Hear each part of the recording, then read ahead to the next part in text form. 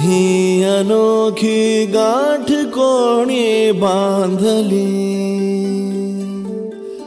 एक झाले ऊन आणि सावली, जाणीवांचा पूल कोणी सांधला, ऐल तिरी पैल हाती लागला, रंगली मेहंदी नव्याने रंगली, एक झाले ऊन आणि सावली. दीदी बद्दल किती सांगायचं, सगळं कमीच आहे. दीदीचं तर आम्हाला सांगायला म्हणजे तिचं पुस्तक पण कमी पडेल एखादं लिहायचं राहिलं तर. कुठल्याही गोष्टीला आम्हाला सोल्युशन फक्त दीदी. आणि आज पण उद्या पण कायम आम्ही ना तिलाच विचारतो प्रत्येक सोल्युशन. हाय दीदी. दीदी तू खूप म्हणजे आमच्या सगळ्यांचा उजवा हात आहे. तुझ्याशिवाय कुठलीच गोष्ट पूर्ण होणार नाही. तू याच्या पुढे पण पूर्ण करशील अशी अपेक्षा आहे आमची. आणि आज तुझ्यामुळे खूप लग्नामध्ये एन्जॉय केला आहे. कुठल्याच गोष्टीमध्ये आम्ही म्हणजे इमोशनल झालो नाही. आज रडलं पण असेल ना तर फक्त आनंदासाठी तुझ्या, बाकी काहीच नाही. कॉंग्रॅच्युलेशन दीदी.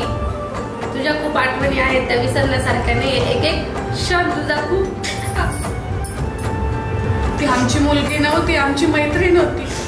स्वभाव एकदम असं मयासारखं मंजुळासारखं असं बोलणं बिलणं एकदम व्यवस्थित. तर ती नसल्यानंतर आम्हाला म्हणजे एकदम हे वाटेल बा असं. आज तिचं लग्न झालंय तर तिला आज तिच्या वैवाहिक जीवनाला खूप खूप शुभेच्छा आमच्याकडून सर्वांकडून. आणि तिच्या भरपूर मेमरीज आहे. दररोजचा दिवस धरला तरी चालला आम्हाला. म्हणजे तिच्याशिवाय होतच नाही. काका बोलले ते खरं आहे. तिच्याबद्दल बोलायला लागलं तर पुस्तक सुद्धा कमी पडेल. प्रत्येक गोष्टीत आम्हाला दीदी लागतीच. तिच्याशिवाय आमचा एक पण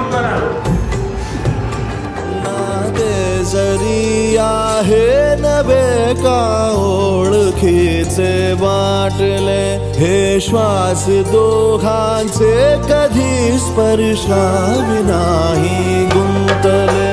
ही वाट कुठली जागली दोघातून जी चालली,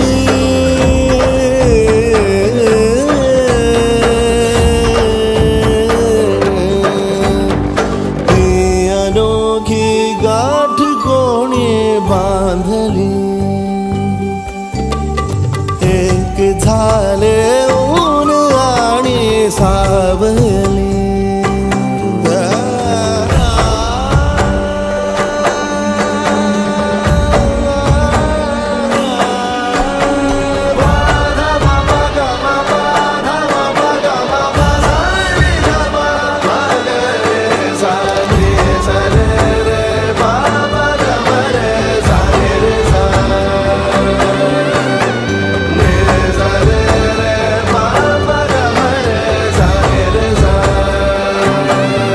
माझे बहर सारे तुझे, माझे प्रहर सारे तुझे, साऱ्या क्षणांवर नाव गेले खोरले माझे तुझे. हे बंध जुळले त्या क्षणी जणू लाभली संजीवनी.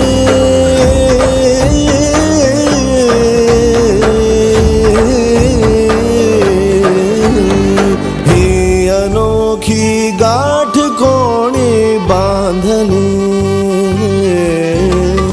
एक झाले ऊन आणि सावली.